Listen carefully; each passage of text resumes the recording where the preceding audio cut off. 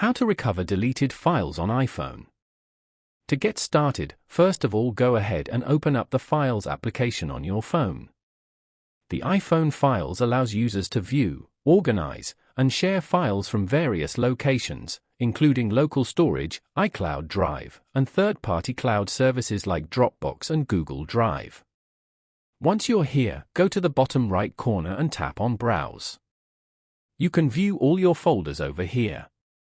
Then, go to Recently Deleted. Over here, you can view all your recently deleted files. If you want to recover a file from here, then press and hold that file and then select Recover.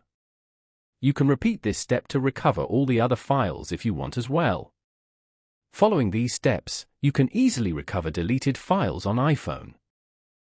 Thank you for watching. Please leave a like if this tutorial helped you, or leave a comment below if you have any questions related to the video.